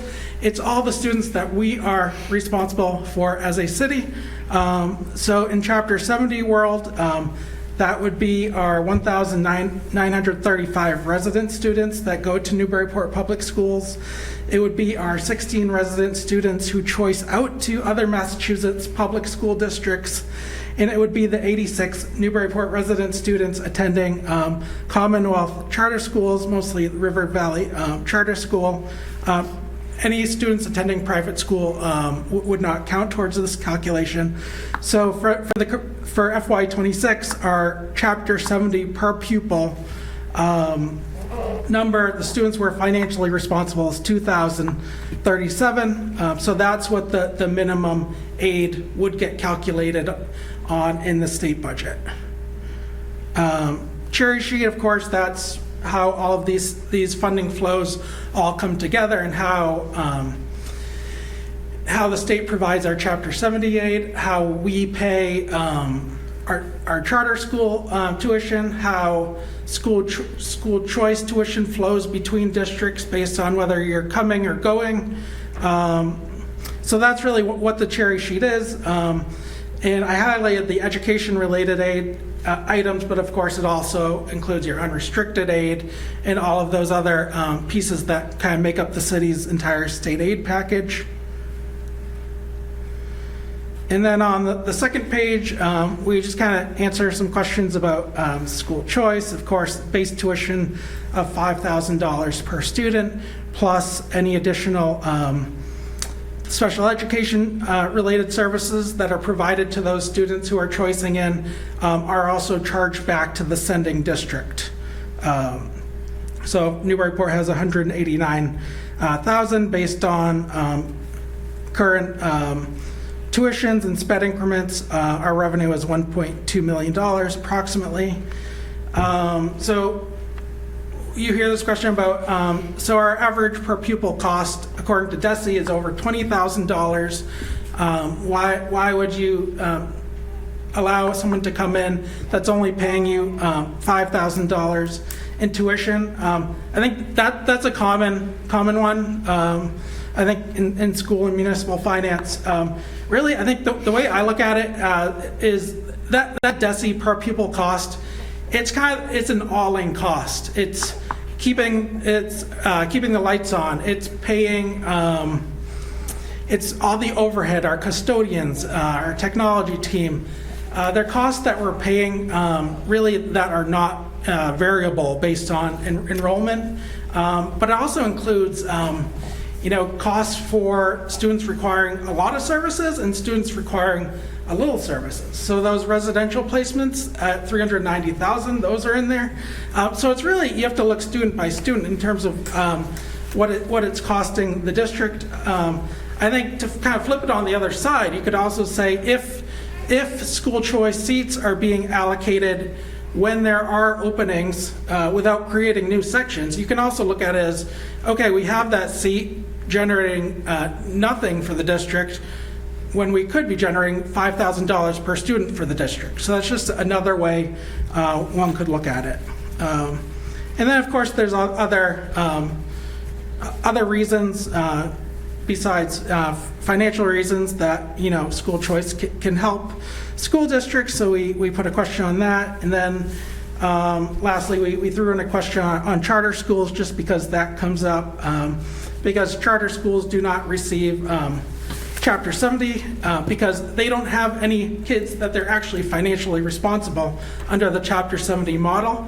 So to make up for that, charter school tuitions are charged back to wherever the students are coming from. So that's, of course, the charter school tuition assessment that shows up on the cherry sheet. So that's kind of the FAQ we went through. And again, I think this is the first thing we're putting out there as kind of a continued effort to get more information out to the public on school finances. Yeah, thanks, Mr. Manning. And a few things I just like to keep in my mind when we start talking about school choice. We throw around this idea of tuition a lot, and I don't think it's realistic to call we say school choice is the tuition that the sending district pays to us, but we don't charge our students tuition to come to our schools. There's no $22,000. Yes, there's no $22,000 bill that gets sent to a family because they're sending their kids to public schools. And the other thing to think about is that nobody walks through that door and suddenly our costs go up by $22,000. It's not really. it drives me crazy in a way, this per pupil cost, because I think to Mr. Manning's point, there are costs that are there regardless of whether we have one student in the classroom, in the school, or 100 students in the school. You know, there are trade-offs to school choice. I fully acknowledge that, and that's what we'll have a more robust conversation about. But I do think there's some misconceptions about this idea that by not accepting school choice students at all, we're suddenly going to decrease our budget by X number of dollars, which it's just not, doesn't work that way. We don't, pull students out and our budget goes down. That's just not how it works. Like, we still have to keep the lights on. We still have to, have students, and we still have to have teachers teaching in the classrooms. And we also have these, like I said before, we have these unexpected expenses that come up that are not related to school choice, and that we're able to resource the school choice funding for. So, and that specifically that in a lot of cases that's special ed or students with certain needs that we're able to tap into the school choice funding. So I think it's just important to keep in mind that I understand there are people who have concerns about school choice. We're going to have a robust discussion, maybe even tonight, but just there are a lot of misconceptions about how this all works, and I just want people to be open-minded about it and listen to some of the facts that we're going to talk about. Mayor? And I'll just say I want to thank you for saying everything you just did, because this is the season where we're going to start hearing from those, and we already have heard from some in the community a little bit, and it is amazing how many different ways we've talked about this over at least the time, how long have I been on here now?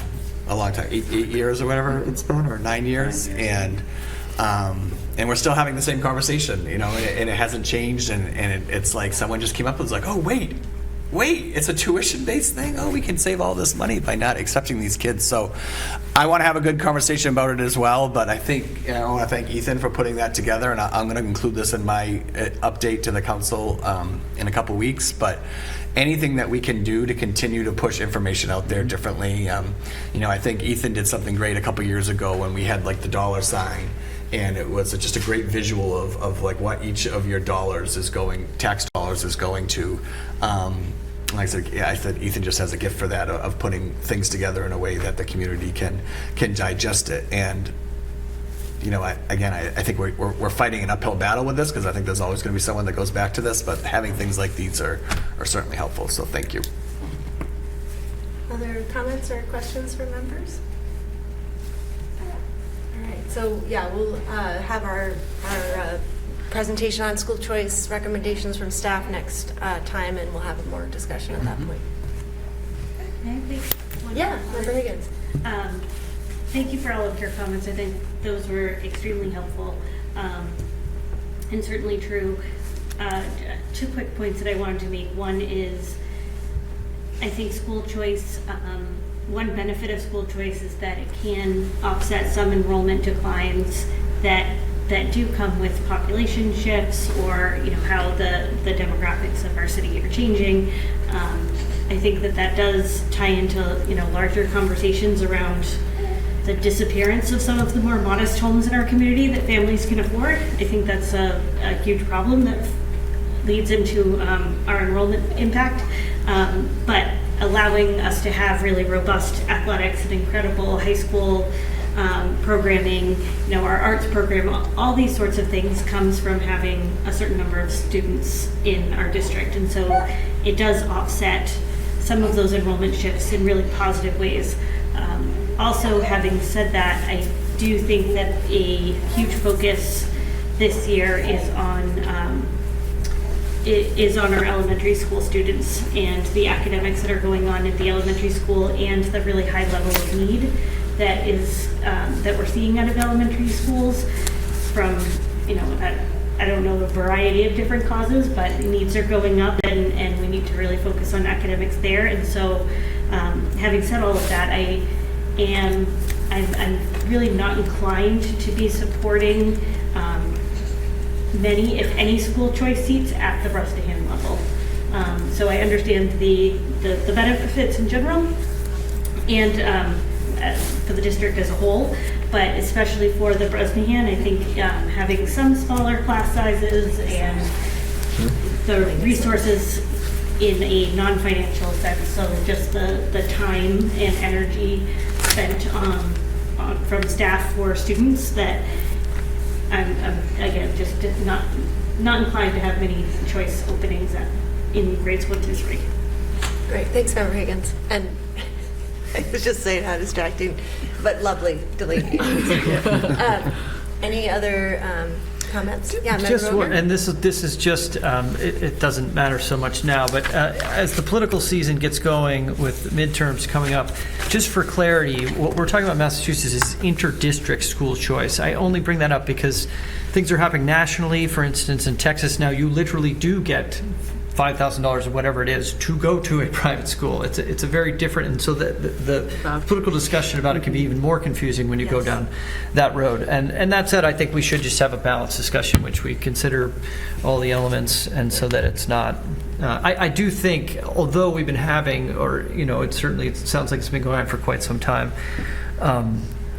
There seems to be an uptick in interest in this year. We haven't heard any comments about it from the community over the last 3 years, and there's a lot of interest in this particular subject. That's all. I would say we definitely have. Every year we do get comments. They just come in different ways. But but you're right.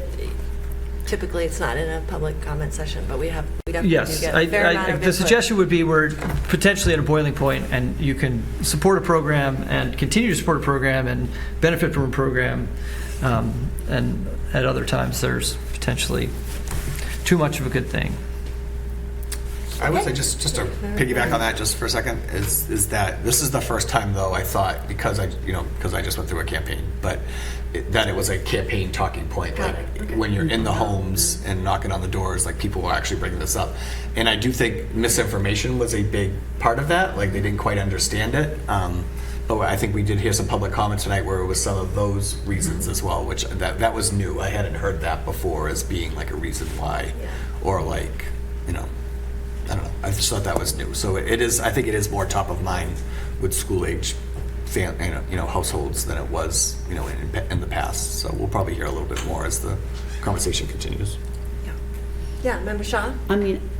I personally think that school choice enriches our school system in terms of bringing students from neighboring communities, offers diversity, whether it's, income, culture, race, and I think those are all good things, because I think in Newburyport we need to embrace and encourage and support our understanding, appreciation, and value of all folks. So I'm just gonna. No, that's great. Thank you for that feedback. Okay, anything else? I would just say personal story. My son is in 8th grade. He's about to go to high school. His best friend is a choice student from Haverhill right now. And that kid drives here every day, gets picked up later than probably most kids every day. And that kid always has a smile on his face. He is just a wonderful, lucky that he's in my son's life. And like I said, without choice, that connection wouldn't have happened. So. Yeah, I have similar experiences with both my sons having amazing experiences with choice students. So I'm sure we can all think of examples. But okay, thank you. We'll close out that conversation. And why don't we move on to the next agenda item, which is this is actually just a discussion. Probably doesn't need to spend a lot of time on it, but we realize that with our new schedule, we have a conflict with what part of the senior week activities, I believe it is. Am I saying that correctly? Scholarship night, yeah. Scholarship night, sorry. So just a FYI, and wanted to see if, do we have a suggested other night, Ms. Yell or the superintendent at this point, or would we, what were our thoughts? Do we have any thoughts? We could move it to the date. We could do it Tuesday. 26th, I thought. Yeah. We could do Tuesday night. So just looking ahead, if people could think about that, and we can decide at a future meeting. But I just wanted to make sure. Does anyone have any thoughts on that at this point? Any objections to a Tuesday night? As long as it's not the second Tuesday of the month. It's definitely not the second Tuesday. Tuesday of the month, and I am So May good. 25th is Memorial Day. That's the holiday, so that would be the Monday. Correct. The 20, yeah, So the 26th, so which 26th. probably means we're going to have a conflict with City Council. No, because Okay. I was just checking that. I think Okay. May is one of those months that there's only one meeting, and I think it's May 11th. Okay. I don't think there's another They city didn't council meeting. reschedule, they just know it's Memorial Day, so they're not doing it. Well, they have a different schedule now. They go every 3 weeks. So I think, yeah, they didn't change it even though I asked them to. But that's another. All right, so we're going to try to work on the 25th, which is a Tuesday night. Of the 26th, sorry, thank you, not Memorial Day. Instead of Wednesday. Instead of Wednesday, the 27th. All right, and we'll officially, I don't even know if we need to vote on that. I can't remember. If we need to vote on it, we'll vote it next I think we meeting. do. Yeah. But we'll confirm that. Make sure we don't have any other conflicts. All right, so that's that, and now we can move on to subcommittee updates. Mr. Berger, do you have anything more from Finance Subcommittee? No, I mean, what we've been discussing was just discussed at length.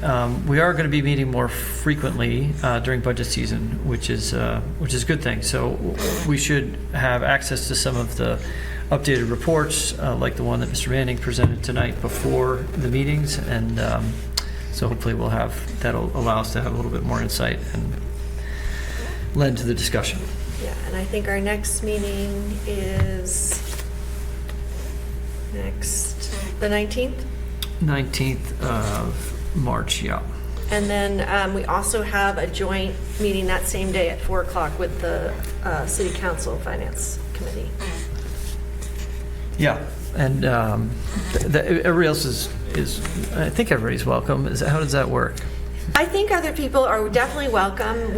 I think we advertised it as a committee of the whole, or we might not have, even if we didn't. If other people come, it would be more just to listen and not to participate, but just so that we don't get into an open meeting. Is that at City Hall?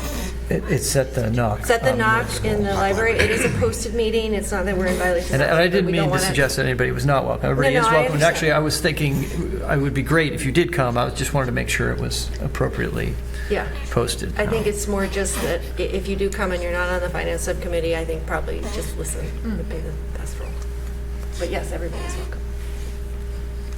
So it's at 4 o'clock at the Knock in the library. All right, policy, yes, we do have an update. We just don't have anything tonight. Right.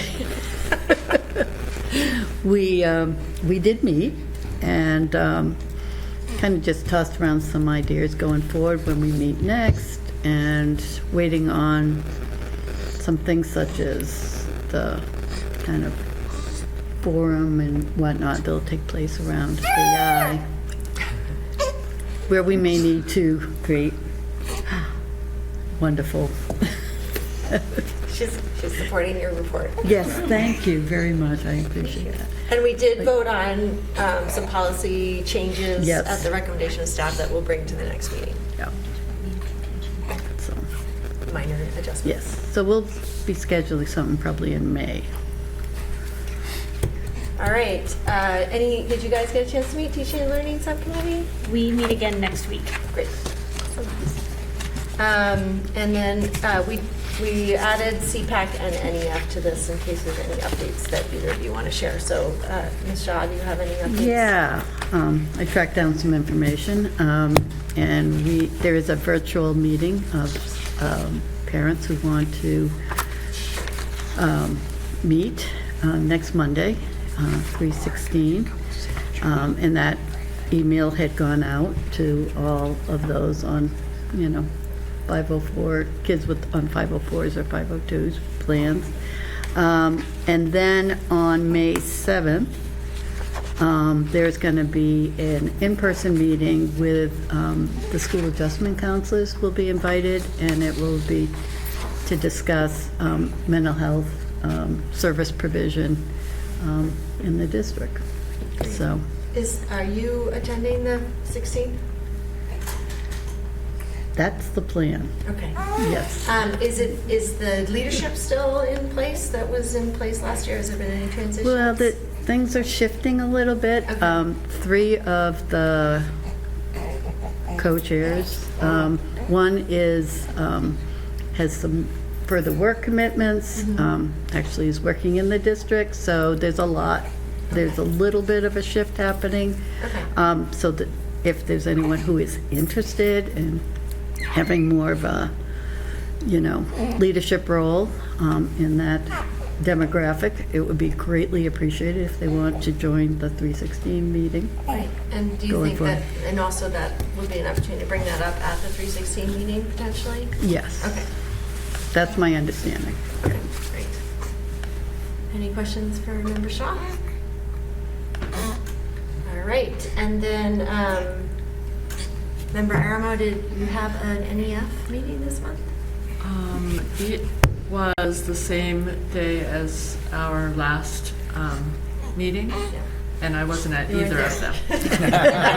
Superintendent, do you have any updates for us? Just the allocations of the projects that we were talking about. So yeah, moving forward on some of that work. Okay, great. Okay, so moving on to superintendent's report. All right, here is our theater team and their drama fest. Very, very talented. They're actually doing a show Friday night. They're doing it again for this Friday night at, I believe it's 6:30. Right? No, 6 o'clock. No, they are doing, on Saturday they're having their performance in the semifinals. But for Newburyport, for anyone that's around Friday night at 6 o'clock, they're going to do the show, and it's only 38 minutes. And what's really exciting about it, I'm actually turning into a theater person now, is this competition from the start. The stage crew, they are on a timer. They have to set up all the staging and all of that, the lighting. And then they have to do the performance within like a 38 to 40 minute. That's the competition. But then they're rated on set design. They're rated on all the different acting and all of that type of stuff. It's a hysterical. It's great. You can't take it with you. It's based on that Ben Stiller's Meet the Parents. So it's really, really funny. The kids do a remarkable job. So. That's on, their competition is on Saturday, but once again, for anyone in Newburyport, if you want to attend Friday night, it's awesome. Organizational development case study. So this was Assistant Superintendent Furlong and I. We met with Linda Tate, who's actually a writer for Essential Partners, and they're actually writing about Newburyport and how we utilize constructive dialogue over the past few years, and we're going to be featured in a college level textbook modeled for us using dialogue to navigating challenging topics. It was so cool. That's great. And then from all the things that we've done over the years, from the Just Mercy community read to the cell phone protocols, valedictorian, and we're really excited, and just want to thank everyone in the district, especially Lynn Cody, Eric Schilder, our dialogue coaches that have done a lot of work, and the students that actually did a lot of that work too. So, as you all know, our MSBA project roof approval was approved. We're moving forward in that process with the 43% reimbursement for those essential capital improvements. We had a Superintendent Advisory Council on February 26th, and we covered a lot of the information that we shared with the school committee on Chapter 74 programming and the college career pathways, all the work that we're doing in that. The parents were really excited about a lot of the work that's happening at the high school. Leadership team, we attended an immigration policy and student support. So basically this was run through the state and Know Your Rights, and really through the Attorney General's office regarding immigration and things like that. And I think our protocols that we still have in place meet a lot of the guidelines that they were suggesting, but it was good to get caught up on some of the happenings around that, that topic and those issues. In your packet, I also provided the Collins Center Operational Efficiency Study. So this study is moving forward. We're in the next phase where interviews will begin with school personnel.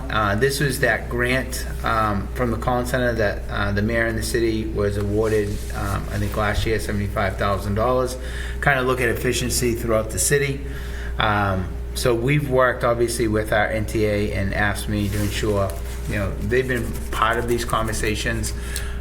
Just we don't want to get people nervous about, different things. So it's been a collaborative effort, but that's going to begin shortly, the next couple weeks. Wellness Advisory Committee update. This was from our nurse leader. We had a debriefing we're in the study, the I Decide study, and we're in the third year of a 5-year research study focused on a lot of the mental health and the programs that we have. So these are surveys that have been going out. And so we decided looking at the data. We have 3 years of that data, and although there still needs to be some work in some of these different areas, we definitely seen a decline in some of the mental health challenges that we saw like a few years ago. So this was a great meeting with some of that data. And then last but not least, our principal leadership.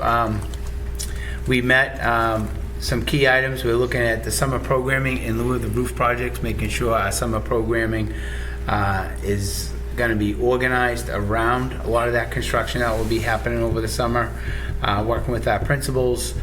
We also start to begin the potential of school choice seats, and we spent a significant amount of time, obviously, working on our budget. And I think that's my superintendent's report, as quick as it can go.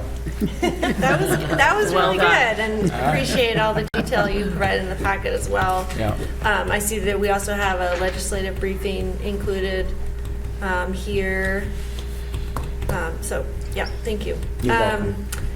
Any questions for the superintendent? All right, so moving on to new business. Any items for new business?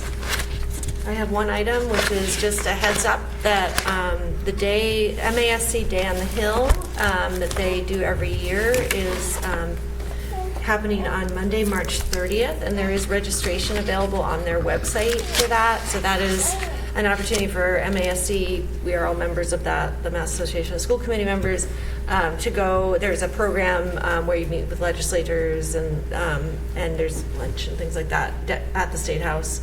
But they do ask you to register for it. So I have never actually been. I may try to go this year. It depends on my work schedule. I know other members have gone. I don't know if you've ever gone, but I know Member Hall last year went, and I don't know if others have participated, but they also encourage students to attend, so I don't know if it's something we might want to talk about. But I'll share that link with everyone. And then there was another item of new business. We had broached the idea of having a student conversation, our next student conversation, in advance of our March 25th meeting, which is our next meeting. It would be at 5:30, and I think we're just confirming that we have students available, but I know that all our student reps can attend that night. So if is that something other members are available for a 5:30 meeting on the 25th? Yeah. Yeah, good, okay. Maybe Delaney can make it. And yeah, so if I'll send out details, we'll confirm with the students. The student reps did suggest some topics. They're mainly all the same topic. I don't know if they coordinated with each other, but I'll share that with you and Mr. Principal Wolf. But yeah, and we'll maybe put together a little topic list that we can use for the discussion. Does that sound good? Okay. All right, so more details on that. Any other new business? I have a couple things. Yeah. Do you have something? Go ahead. Yeah, it's just a quick note. The superintendent's probably aware, but there's the protests are going to be more and more relevant, and there's a national one being planned May 1st, I believe, May Day. I don't know, maybe it's May 5th. And it's no work, no school. So I'm pro schools. I think there's probably a way to maybe recognize civil disobedience if in fact that comes up, but just something to be aware of. Okay. Cinco de Mayo. I don't think it's Cinco de Mayo. I think it's May Day. I shouldn't have said May 5th. May 1st. May Day is May a 1st. Friday, so that would probably be on May Day. Yeah. I'm going to be quick. I know I've been really long-winded tonight, so I apologize to everybody for that. But first, James and the Giant Peach was awesome. I know Member Grover had one of the starring actors in that, but it was really cool. That was fun. NHS is auditions for Mamma Mia happening right now. I was going to mention the community iftar. Did you mention that? Did I miss that? No. Okay, Yeah. community I was iftar gonna is ask. Thursday, We'll jump on. 5:30 at the high school. Yep. if you want to go, if you haven't been before, it's awesome. It just keeps getting bigger and bigger every year, but it's nice, and it really incorporates the whole school. That doesn't happen at one spot. You really get to travel around with everybody there. It's really neat. So that's happening Thursday. Just to piggyback off of what the superintendent said, the Collins Center efficiency study, I hope everyone can keep an open mind to that, because I do think it's really important. And I know I was asking for this years ago, and now it seems really relevant right now. So, and again, that's kicking off at the schools, but also on the city side as well. We're having our interviews are starting for that. And this is kind of related to that. So my new chief of staff, Sean Fenn, started last week. He's from the Collins Center, so his job was actually to be one of these people to go in cities and towns and help them solve problems. He's got a really good focus on DPS and IT in particular, and he's done some of these studies in places. So I have actually tried to connect him with Sean and Ethan a little bit to maybe head start some conversations. But we're really excited to have him working for the city. And just real quick on Whittier. So I had a Whittier meeting last week. Wasn't the best meeting, so I'll have a more formal update. But this regional agreement piece is just really going to be challenging, I think. And I think I told the superintendent and Ethan and Vice Chair Walker this, but they talked about, what kind of, how are we going to look at the capital costs? And that was like really the biggest thing, right? Right now, because Newburyport is the second largest school district, we have 11.4% of the capital costs, right? And, Whittier, who has close to 80% of the kids, only has 40% of the costs for capital, right? So if you look at it, it really is a Newburyport Whittier type of story. They looked at a couple other options, and most regional agreements now go by people, pupils who attend the school. So if they do that, then Newburyport drops down to a 2.7% of the capital costs. And then they also looked at it a different way. If they looked at it with the current lottery system, we drop even further. It's 1.7% of the capital cost if we went with a model like that. And then for another model, they looked at, well, what if you looked at just high school? Because it is a high school, instead of looking at the K-12 kids, if you look at just the high school kids, we actually go up in that scenario to over 12% of capital costs. So those are the kind of things they just threw out as far as what they were looking at. Obviously, I advocated for where I think it should be. I think it should be per pupil that is attending the school, but where if there's a compromise that can land somewhere, because there's other towns that are advocating for the per pupil. So it'll be interesting to see where these meetings go in the next couple of weeks, because again, if we can't come to some sort of a compromise, or there doesn't seem to be a path in that, then I think there's also a sense of why are we wasting everybody's time if it's not an avenue to get there. So I'll keep everyone informed, but that's kind of where our meeting landed last week, and I didn't leave there incredibly excited about our chances, but we'll see. Okay. That's it, sorry. That was a little long-winded. Okay. Anything else from anyone? All right, I'll take a motion to adjourn. So moved. Second. All right, all those in favor? Aye. And a round of applause for Delaney. Yes. and member Hayden. Better than Brian Callahan did his first meeting. So.